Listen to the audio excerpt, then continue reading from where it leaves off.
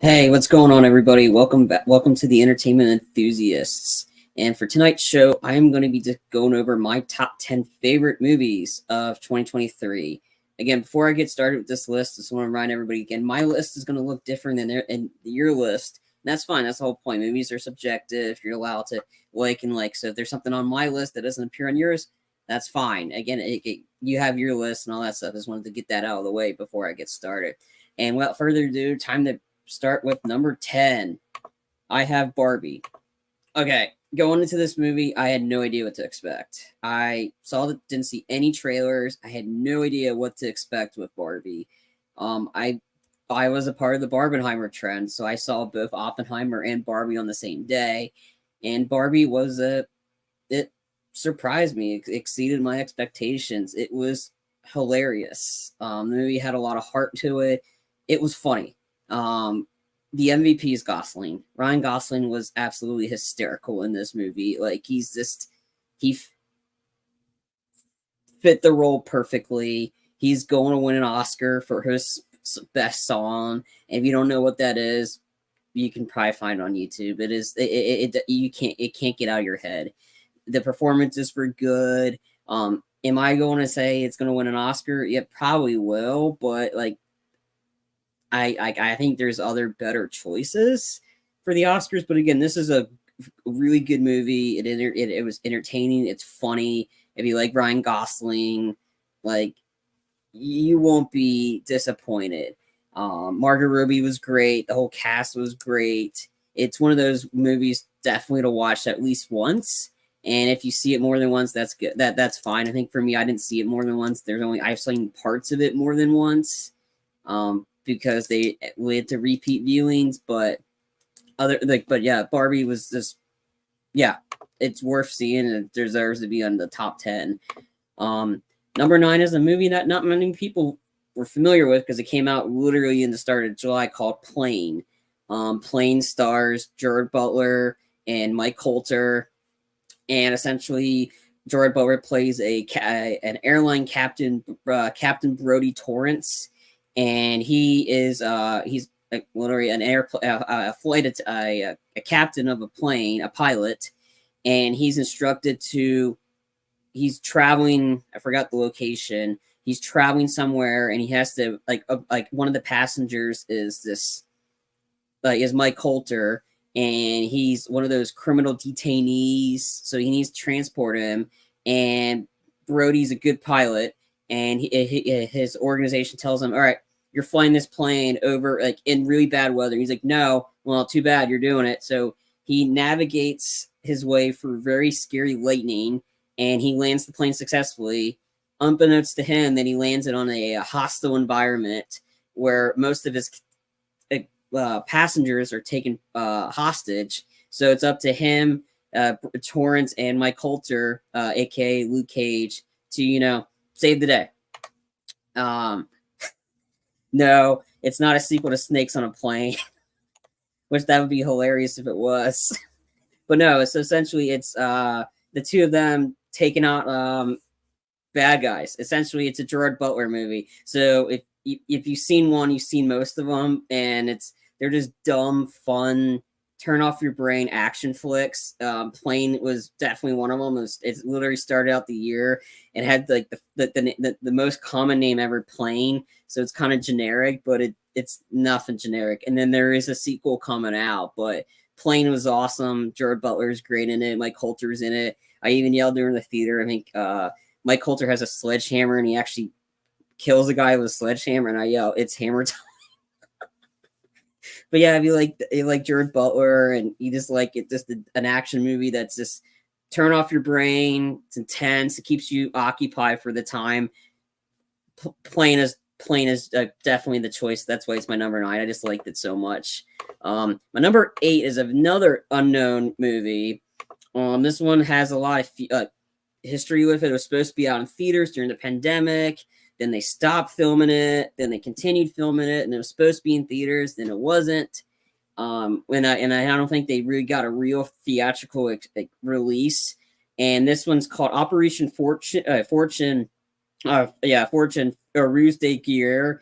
It's a Guy Ritchie flick. So if you don't like Guy Ritchie, you probably won't like this one. It's a Guy Ritchie spy flick, which stars Jason Statham's in it. Again, you don't like Jason Statham, that, but it's a lot of comedy involved with it, but it's a lot of like tongue-in-cheek dialogue, like Guy Ritchie, which he's really known well for. It's a spy flick where essentially he's tasked with stopping, like Jason Statham's character stopping. Oh yeah, it's a great one. I rented this one. I wanted to see this in theaters, but I rented this one. This was great. The Guy Ritchie spy flick starring Jason Statham, Aubrey Plaza's in it, Hugh Grant's in it, Josh Hartnett's in it. Yes, Sean Hartnett's in it, and Carrie Elves from Princess Bride. He's in it as well. But no, it's a great action flick. It's got a lot of comedy in it. Like Aubrey Plaza is this herself, and that dry sense of humor. She's hysterical, and she's just a lot of innuendos just pushed in there. But yeah, it's a great action, great comedy. I love Guy Ritchie flicks, so this one was one of those ones because it's complete opposite of what he did with Wrath of Man. Wrath of Man was just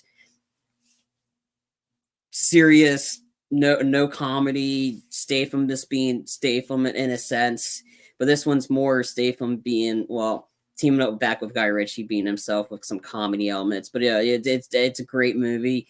I don't know. It's very hard to find. It's not on many streaming services. It might be on Stars. I'm not 100% sure, but it's something you can just look up. It's definitely worth a rental if you have not seen it, or a blind buy. Okay, so my next one is a sequel, Equalizer 3. You know what you're going to get with this one. Denzel being Denzel. This one, you see him, he's in southern Italy. He's injured, and so he's like hiding out in Italy, and he's actually starting to like the place. And of course, a lot of mobsters felt like, oh, we're going to take it over. Denzel wasn't having it. Robert McCall wasn't having it. And so essentially it's Robert McCall being Robert McCall. So if you've seen the first two, you're going to like this one. Dakota Fanning just joined the cast for this one as an FBI agent and stuff. But it's there's a really nice twist into it.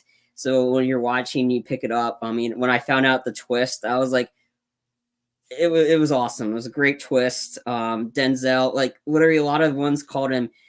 It's like he's like Michael Myers. Like I think in this one he's more Michael Myers, where he's more methodical and he just takes his kills are way more brutal than the last two. Like he's like lurking in the shadows, and then unlike Michael Myers, you're actually rooting for Robert to brutally murder these guys because they absolutely deserve it. Denzel's great. I mean, I've not seen a movie where Denzel wasn't great. But if you've seen the first two, you're gonna like this one. I had a good time watching this one, and that's why it's on my list at number 7. It was just a good, entertaining movie. It's brutal, but all the last of them have been brutal. Number 6 is going to be on most people's least favorite list. It's on my favorite list because I had a great time watching this one, and that's Meg 2: The Trench. This is the sequel from 2018's movie The Meg, which starred Jason Statham and a bunch of other cast minutes too, about a giant shark. This one, it's the sequel, so they have to one-up it. This is one of the, it's just like I saw this with Sean and Tim. This is just a dumb, fun shark movie. Like, you know what you're going to get. Like, you know what you're going to get with this movie. If you've seen trailers, you're like, I'm not interested in it. That's exactly what the trailers show you. You're going to get a dumb, fun shark movie. And the other benefit, too, is Jason Statham didn't kick a lot of ass in the first one. He kicks ass in this one. Like, literally, the director figures out, all right, we got Jason Statham. What are we going to do with him? Are we just going to let him just sit there? Yeah, exactly. You know what you're going to get with this one going in. If you don't know what you're going to get, then I'm sorry, I don't know what to tell you. But no, it's the director finally realizes, okay, we got Jason Statham. We're just going to let him sit there and let people doubt him, or we're going to let him do what he does best, kick ass. No, we're going to let him kick ass. And I was not expecting that. I was expecting Statham just to do a little bit more, but no, in the opening sequence, boom, Statham's kicking ass. Like, he's fighting guys. I'm like, oh, okay, I know what I'm going to get. He punches a fish Like he flat out punches a fish. And then like in the last 45 minutes when you actually see him go up against these giant monsters and he does the barrel roll on a jet ski or goes off the top on top of a wave and just chucks a shark in the face with or in the eye with an explosive harpoon. Like it's absolutely ridiculous, but it's fun. I mean, that's the whole point of this. It's just a dumb, fun shark movie. And again, I like this one better than the first one, even though because it's you got Jason Statham, and then these are based off books, which I didn't even know there was like 3 more books. And I'm like, okay, I kind of want to see more. But yeah, but you know what you're gonna get. I just had a lot of fun seeing this one. You know what you're gonna get. If you, and then again, if you didn't like the other ones, you're not gonna like this one. Just like the Equalizer. If you didn't like the Equalizer, you weren't really gonna like that one. Okay, but that's number 6, The Meg, To the Trench, which you can find on HBO Max. Oh, sorry, Max. All right, so number 5. This one didn't do great at the box office, which I was shocked because this one was my one of my highest grossing movies in my predictions, and that's Mission Impossible: Dead Reckoning Part 1. Yeah, the title's kind of long. This is great. Like again, if you've seen the other Mission Impossibles, you know what you're gonna get when you get in there. Tom Cruise doing a ridiculous stunt, great action sequences, team up. And that's what this one was. It's a great action flick. It's got a lot of great stunt pieces. Him driving the motorcycle off the cliff. Yeah, like jumping off the cliff and then into just to catch this moving train was that. I mean, all the stunt work's great. There's a lot of stuff to pick up if you've watched the other ones. So there's a lot of continuity with that. The sequel will not be Dead Reckoning Part 2. Because I think the box office, like this one didn't do so hot at the box office, which is a bummer, but they are making another one because the way this one ends, you need the sequel. It's not, it leaves you on a cliffhanger, literally.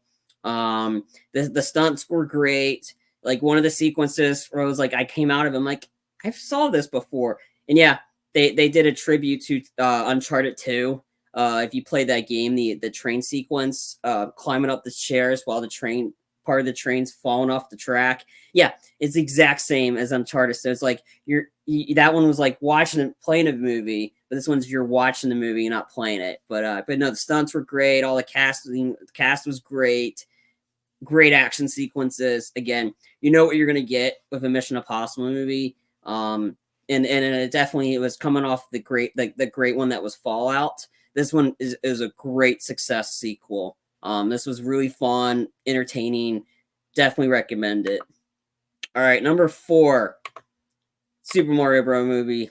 Not to confuse you, this has no relation to the one that came out in the 90s with Bob Hoskins and John Leguizamo. This is the animated version. This was great. Like this just a great fun animated movie. Like it reigns on your childhood. Like a lot of stuff that remind me of that. Because I play a lot of Mario stuff. I'm very familiar with Mario. That. Jack Black was the MVP as Bowser. Like he's great.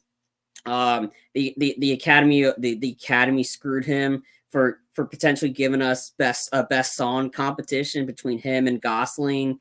Like Peaches for yes, exactly. It's a movie for everyone. It's for kids, it's for adults. You can pick up a lot of the references. Like it's just great voice acting all around, like a lot of references to the games. It's just a great animated movie. And what I was referring to is Jack Black does a song called Peaches. Yeah, Jack Black goes all out for this one. And it's a bummer because the Academy Award already released their frontrunners. This wasn't it. So we could have had I'm Just Ken versus Peaches, in which we all wanted to see that. So the Academy Awards kind of screwed us on that one, which is a bummer. But yeah, this is a great movie. It's in my top 4 for a reason. It was fun. I didn't see this in the theaters. It's kind of bummed I didn't get to see it in theaters, but it was just fun. I rented it. It was awesome, and I bought it. But yeah, Mario Brothers number 4. Okay, number 3. My one Marvel movie is on my list. Guardians of the Galaxy Volume 3. great sequel, great end to the saga with the Guardians of the Galaxy. It's the best one. It's also the one that hits on your heartstrings a little bit more. Essentially, Quill and the unlikely band of heroes have to team up to save one of their own. They have to save Rocket. And it's just a great movie. It's one of the better Marvel movies in quite a while. It's funny. It's got a great action sequences. Has the one use of an F-bomb, which is very rare in a Marvel movie. But when that sequence happens, that like Drax is just great. Like again, the whole cast is good. I was pleasantly surprised. I was expecting something that didn't happen, which was great. We learn more about Rocket's backstory, which is depressing. The villain is just over the top, but great in a way. And what's funny because the villain was in the show Peacemaker, and so you went from DC to Marvel, which is kind of funny. That seems to be where everybody goes. You start in DC and then you go to Marvel. But no, great soundtrack, great cast, great chemistry. Like if you've seen the other Guardians of the Galaxy, you know what you're gonna get. Great cat. Yeah, it was just a great ending, and but yeah, it was just a great Marvel movie, and that's why it's my number 3. Okay, so now we're going down to my final 2 of the year. All right, my number 2, Oppenheimer. I saw this when I saw Barbie. I saw this first. This is going to win Oscars. It absolutely is going to win an Oscar. Like it's going to win best. Like a lot of performances. The performances were absolutely fantastic in this. Cillian Murphy as a Robert J. Oppenheimer, awesome. Downey Jr. is going to win an Oscar for supporting actor. I put money on that one. He was phenomenal. In this, Emily Blunt should get nominated. I don't think she's going to win. She was great in it as the wife of Robert J. Oppenheimer. From the way it was shot, the cinematography, everything about this movie was just great. Great performances. It did not feel like 3 hours, and that's usually one of the rare ones because a lot of like the summer has been the epitome of box office bombs, literally. This one didn't cost. It cost a straight $100 million. That's all it cost for everything that they did on it, and it made a profit. Like it went right up against Barbie. Barbie, we knew it was going to win most of the box office. This one was right behind it for an R-rated movie. That's 3 hours. That's a war biographical movie to make as much money as it did. This was a huge success, and it well deserved because this movie was great. And it's a bummer because the actor strike started right when this movie came out, so the actors did not get to promote this movie and as much as they wanted to because they put a lot of effort in this, and it definitely showed. If you've not seen Oppenheimer, see it. Absolutely see it. Like the 3 hour runtime does not feel 3 hours. It's just a great movie. The story's not in terms of what really happens, not great because it's a depressing time for it. But the way that when you watch it, it makes you feel bad for him of all the stuff that he's going through. And everybody's trying to attack him, and him being the scapegoat per se for this because it was one of those like important times in history, but everybody delivered it. Like the whole cast was great because Christopher Nolan does great casting. Like everything about this movie was good, and it should be well deserved. If this does not win many Oscars, I'm gonna be pissed because the Academy does not know what the hell they're talking about if they vote for anything else. Even though there's some good choices out there, this one deserves some praise. But yeah, it's a great movie. I'm not sure it's available on streaming yet, but see this movie, rent it whenever you can, or see it in the big screen. If it's because I believe they're going to be putting it back in January, I think, to promote it for the Oscars. But see this movie. Yeah, it's that good. However, it was really good, and it was really neck and neck between this one and like Oppenheimer in my number 1 of what my favorite was, but my number 1 eked it out, and it's John Wick Chapter 4. This one came out in March. There's just so much to love about this one. Again, you know what you're going to get with a John Wick movie. If you've not seen any of the John Wicks, I recommend doing a binge. All of them are great action films. They're actually, and they're great action films. They're the epitome of stunt work. And stunt work needs, like, the stunt category needs to be added to the Oscars, and especially at the end of this movie. The stunts in John Wick Chapter 4 were absolutely incredible. There needs to be a category, because all the stuff that Keanu did in this movie, which he did most, if not all of the stunts, except for a few things, like, he deserves something. The action is absolutely, is at its top notch. Like, each sequence, this movie, it feels like it runs on the almost tinkering on 3 hours. Does not feel 3 hours at all, because you're so sucked in to each action set piece. Each set piece is filmed fantastic. It is fantastic. Like, him using nunchucks, to him, like, big epic shootouts, to him fighting Scott Adkins, who's in a big fat suit, and he's kicking John Wick's ass. Like, the choreography is absolutely fantastic. Like, the visuals, everything about this movie is top notch. It is the best John Wick in the series, and it's like, and not many movies can say, "Oh, fourth one's the best one." Oh, it is, because each one, like, represent, like, goes over, like, kind of like what Tom Cruise says, over the top. How can I top myself next? The stunts in this one are just incredible. Like, there's a sequence with a dragon breath shotgun. If you don't know what that is, you can find the clip on YouTube, or you can just watch this movie. And the way it was shot it was one shotted, which means in technical terms, a one shot it's like the camera that just films in one continuous take, no cuts, no edits, one continuous shot. So the camera just follows you for one. That the movie 1917, directed by Sam Mendes, tried that. Tried to do it for a whole movie. It wasn't one complete shot or one complete take, but they spliced to kind of make it look like it. But this sequence, it was a vertical shot, so all you're seeing is kind of like in the video games. Like, you're seeing a guy going for room, kill a bunch of people, and then keep moving.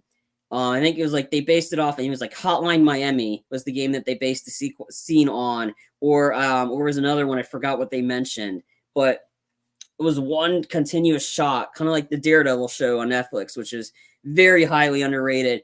A lot of those fight sequences were one shot, like one continuous shot, no edits, no cuts, all one continuous shot. And it's very, like, not many people can do that as well as Daredevil did, but John Wick did it. Like, absolutely, like, the stunt work there was absolutely incredible. The action set pieces were incredible. The sequence where John Wick has to go up 222 stairs to get to his destination that he needs to do the final duel. Like, that was all shot. Like, it was incredibly, like, John Wick was like, Keanu put his heart and soul into this movie, and he does with all the movies. He wants, the director and them want to get you the most realistic experience watching this, because you want to feel like you're actually there watching him. Like, we were watching in the theater during that sequence on the stairs, and everybody was like, no, because you feel for him, because he gets to the top of the stairs, and then he gets pushed down all 222 stairs. Like, like, again, like, all the stuff, like, poor Keanu, he was getting hit by a car, jumping for, like, getting thrown from glass, like. But no, like, everybody was great in that. Donnie Yen was played like, Donnie Yen played a blind character, and he was kicking ass as an assassin. That has to take out John. But yeah, no, like, I'm not gonna get into much of the story, because you got to watch this movie. Like, this movie came out in March, and nothing surpassed this. All season long, nothing could get to the high level that was a John Wick. Like, this one was just, you know what you're gonna get. You're gonna get in great action sequences. Keanu being the GOAT. Like, you just know exactly what you're gonna get, and this one does not disappoint. And I'm looking forward to see how they're gonna continue this, because I hope they do, because I love Keanu, and this movie is just great. So that's why it's my number one. I just had that much of experience. Like, when I left the theater, I wanted to see this again. Like, it was just that good. The stunts, everything about this movie was just great. That's why it's my number one. So just a quick recap before I end And this, my number 10 was Barbie, 9 was Plane, 8 was Operation Fortune, Ruse de Guerre. Sorry, I can't pronounce that last one. It's tough name. 7, Equalizer. 3, Meg 2, The Trench at 6. 5, Mission Impossible, Dead Reckoning Part 1. 4, Super Mario Bros. Guardians of the Galaxy Volume 3, Oppenheimer, and John Wick. And that's my top 10. Let me know what you think about my choices in the comments below. You can definitely comment after the video is available for you guys to view. That's my top 10. I'll be back tomorrow to cover my least favorites, and oh boy, I got some stuff to say about that. So, but yeah. So in the meantime, make sure to click that like and subscribe button to know what we got. Plenty of content. To know all the plenty of stuff that we got on the channel. We got a lot of trailer reactions. I'm going to probably be doing some more game live streams for gaming soon. And for that, follow us on our Twitch page, which is where we do a lot of our game stuff. But if there's something that you would like us to do, like us to cover, it's not just me. I got a lot of other good people behind me working on this as well, so that they might be on to do some stuff shortly. It's not just me, it's a team effort here. We just like what we like. We just love talking about movies, games, TVs. We just love that. And that's what we're here for, to bring this content to you. So make sure you click that like and subscribe button and tell your friends. The more people that you like this stuff, and the more views we get and the more subscribers, then we can be able to produce and get some more stuff out there for you. But yeah, that pretty much will do it for tonight. Again, I'll be back on tomorrow to talk about my least favorites. But before I go, I was going to ask you a quick question. Have you been entertained? And if not, tune in next time. All right, have a good night, everybody. I'll see you next time.